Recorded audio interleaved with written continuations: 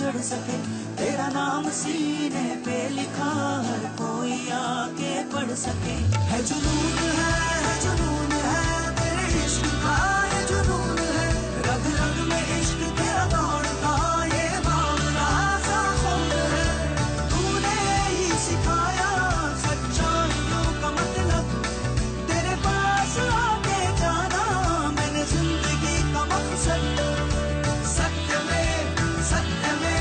सत्यमेव जयते, सच्चा है प्यार मेरा, सत्यमेव जयते, सत्यमेव जयते। नमस्कार, आदाब, खुशामदीद, सत्यमेव जयते। आप सभी का एक बार फिर इस शो पर बहुत बहुत स्वागत है। दोस्तों, सबसे पहले मैं आपको मिलाना चाहूंगा आज की हमारी ऑडियंस के साथ। हमारे साथ आज मौजूद हैं हाउसवाइफ्स, यानी वो महिलाएं जो अपना घर परिवार चलाती हैं। उनके साथ कुछ पति भी हैं जो खाना बनाने के शौकीन हैं, और उसके साथ साथ कुछ नौजवान भी हैं जो अपनी केटरिंग की पढ़ाई कर रहे हैं, होटल इंडस्ट्री में जाना चाहते हैं। यानी कि सभी वो लोग हैं जिनका ताल्लुक खाना खिलाने के साथ है। हम आप सभी का तहे दिल से स्वागत करते हैं। बहुत बहुत शुक्रिया हमारे साथ आज जुड़ने का। Thank you so much. मुझे बताइए कि आप में से कितनी महिलाएं ऐसी हैं जो परिवार के लिए खुद अपने हाथों से हर रोज खाना बनाती हैं? वाह, क्या बात है। इसका मतलब आप सब बहुत ही खास ख्याल रखती हैं अपने परिवार का, उनकी सेहत का। अच्छा, आप में से कितनी महिलाएं ऐसी हैं जो खुद बाजार जाती हैं सब्जियां खरीदने, शॉपिंग करने, घर का जो खाने का सामान है वो खरीदने? सभी? अरे वाह, इसकी क्या वजह है, मुझे बताइए। हाँ बताइए। हम खुद शॉपिंग इसलिए जाते हैं कि हम क्वालिटी चेक कर पाएं, जैसे सब्जियां अगर हो तो ताज़ा हो, फ्रेश हो। ये सही कहा आपने। तो फ्रेश इतना इंपॉर्टेंट क्यों है? फ्रेश होने से न्यूट्रिशन का वैल्यू बढ़ता है, इसलिए सेहत के लिए अच्छा होता है। हाँ। बिल्कुल सही। मुझे बताइए कि कौन से खाने के आइटम हैं जो आपको लगते हैं कि बहुत सेहत के लिए अच्छे होते हैं? हाँ आप बताइए। सबसे बेस्ट ग्रीन वेजिटेबल्स। हाँ। खाने में मुझे ज्यादातर फ्रूट्स होने चाहिए। वो जवार रहता है, नाचनी सबसे बेस्ट है बच्चों के लिए, तो बहुत बेस्ट है। हाँ। नाचनी मैं तो रोज ही देती हूँ अपने बेटे को। Very good. दोस्तों, पोषण की जो शुरुआत होती है वो कहाँ से होती है? जब बच्चा पैदा होता है तब माँ उसे दूध पिलाती है, और वहीं से पोषण की शुरुआत होती है।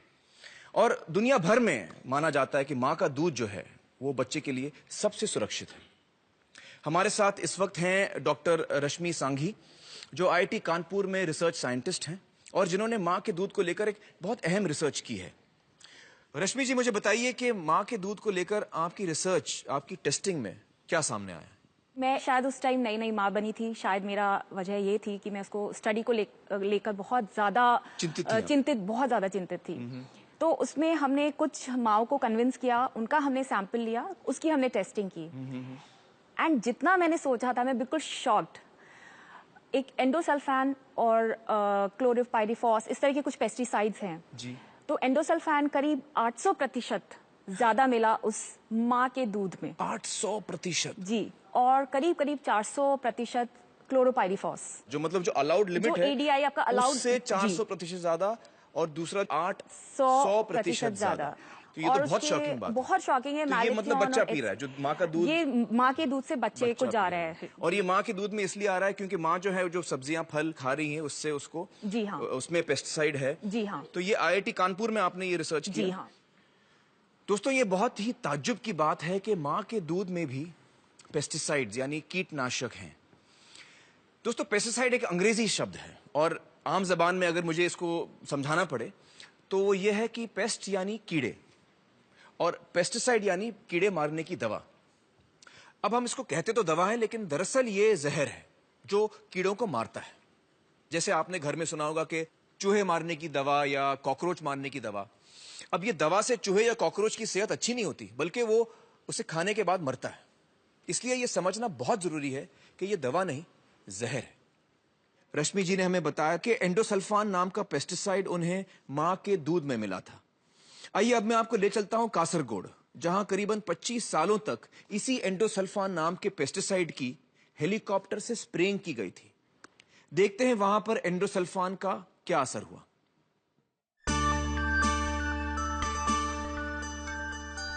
केरल को ईश्वर की धरती कहा जाता है। कुदरत ने इसे बेतहाशा खूबसूरती बख्शी है। केरल सरकार ने कासरगोड जिले की उपजाऊ जमीन पर काजू की खेती करना शुरू किया। सन 1976 से काजू के पेड़ों को कीट से बचाने के लिए एंडोसल्फान नाम के एक कीटनाशक का छिड़काव शुरू किया गया। कासरगोड जिले की 15,000 एकड़ जमीन पर हेलीकॉप्टर से ये जहर छिड़का गया। ईश्वर की धरती पर यह जहरीली बारिश लगातार 25 साल चली। लाखों लीटर एंडोसल्फान यहां की जमीन पर ही नहीं, लोगों की रगों में भी उतर गया। जिंदगी मौत से बदतर हो गई। 5,000 से ज्यादा लोग इस जहर से तबाह हुए। जन्म के 13 दिन बाद तक इसे वेंटिलेटर पर रखना पड़ा। हाथ पांव ने कभी काम किया ही नहीं। ये पहले देख सकता था, अब बिल्कुल नहीं। दर्दनाक मौत के खौफनाक मंजर, जिसे देखकर रूह कांप उठे। कासरगोड जिले के एक छोटे से कस्बे में पिछले 30 सालों से इस जहर से पीड़ित लोगों का इलाज कर रहे हैं डॉक्टर मोहन कुमार। विनाश के उस भयानक मंजर को इन्होंने अपनी आंखों से देखा है। डॉक्टर मोहन कुमार जी, बहुत बहुत शुक्रिया हमारे साथ जुड़ने का। डॉक्टर साहब, इस वीडियो में हमने बहुत ही दर्दनाक दृश्य देखे हैं और यकीन नहीं होता कि ऐसा भी हो सकता है। क्या वाकई वहां ये सब हुआ है? मैंने जब कासरगोड में डॉक्टरी शुरू की, तब मैंने देखा कि ज्यादातर सभी घरों में ऐसे पेशेंट थे जो एक लंबे अरसे से बीमार थे। क्रॉनिक पेशेंट्स थे। Cancer, neurological problem, cerebral palsy, दिमाग का लकवा, मानसिक बीमारियां, मिर्गी के दौरे, बच्चों में विकलांगता। एक दूसरी चीज, महिलाओं में मिसकैरेजेस यानी गर्भपात। ऐसा भी हुआ है कि एक ही महिला का 10 बार गर्भपात हो गया। 10 बार? कुछ तो यकीनन वहां पर गलत हो रहा था। इतनी बड़ी तादाद में इतने सारे बीमार लोग, और वो भी इतने छोटे से इलाके में। ये सभी मरीज 2 छोटी छोटी नदियों के किनारे पे बसे हुए थे, जहां पॉल्यूशन का नामो निशान नहीं था, कोई फैक्ट्री नहीं थी, किसी किस्म का प्रदूषण नहीं था। फिर इतनी बीमारियां क्यों आई, समझ में नहीं आ रहा था। तब मुझे अंदाजा ही नहीं था कि इस सब के पीछे एंडोसल्फान है। मुझे बताइए डॉक्टर मोहन, इस इलाके में कितने लोग इस वजह से पीड़ित हैं? कम से कम 5,000 से ज्यादा जेन्युइन केसेस हैं। 5,000? तो ये सब शुरू कैसे हुआ? 1976 से कासरगोड में हेलीकॉप्टर से ये स्प्रे होना शुरू हुआ। दरअसल स्प्रे करने के 15 दिन तक प्लांटेशन एरिया में पैर भी नहीं रखना चाहिए, यहाँ तक कि आसपास के रास्तों से भी नहीं गुजरना चाहिए। स्प्रेइंग के बाद? जी, स्प्रे करने के बाद आसपास के सभी रास्ते बंद होने चाहिए। ये सारे नियम उनके इंस्ट्रक्शन मैनुअल में लिखे हुए हैं। सभी नियमों को ताक पे रख के उन्होंने सन 1976 से सन 2000 तक लगातार बिना रुके जहरीला स्प्रे 25 साल? जी, 25 साल लगातार। तो लाखों लीटर स्प्रे हुए? हमारे कुछ वैज्ञानिकों ने हिसाब भी लगाया था कि 22 लाख लीटर एंडोसल्फान 15,000 एकड़ के ऊपर उड़ेला गया। जी जी। मुझे बताइए कि जब आपको समझ में आया कि ये सब पेस्टिसाइड की स्प्रेइंग की वजह से हो रहा है और आपने उनको बताया, ऑब्जेक्ट किया, तो उन्होंने क्या जवाब दिया? प्लांटेशन कॉर्पोरेशन ऑफ केरला, जो एक सरकारी कंपनी है, वो इसके लिए जिम्मेदार। वो ये स्प्रेइंग करवा रही थी। गवर्नमेंट ने क्या कहा आपसे? वो पुलिस को लेकर आए और जहां हम विरोध कर रहे थे उस जगह से हमें हटा दिया। पुलिस ने हमें वहां से भगा दिया। लेकिन ये स्प्रेइंग बंद हो गया? जी। तो फिर स्प्रेइंग क्यों बंद किया? कोर्ट के ऑर्डर से। अच्छा, कोर्ट ऑर्डर की वजह से बंद किया है। मैं तो यहाँ तक कहूंगा कि वो बहुत बदमाश लोग हैं। एक दिन 2 जीप भर के वो लोग मेरे क्लिनिक आए। कुछ 10-15 लोग थे, मेरे साथ मारपीट करना चाहते थे, मुझसे हाथापाई करने लगे। वो तो अच्छा हुआ कि जैसे ही गांव वालों को पता चला कि उनके डॉक्टर को गुंडे मारने आए हैं, तो 10 मिनट में ही सैकड़ों लोग वहां पर जमा हो गए। आपको बचाने? जी, मुझे बचाने के लिए। आपके लिए जिंदगी कैसे थी डॉक्टर साहब? उस इलाके में रहकर जब रोज आप इस तरह के पेशेंट्स देखते थे, आप पर क्या बीतती थी? लोगों का दर्द देखकर अक्सर आंखें भर आती थी।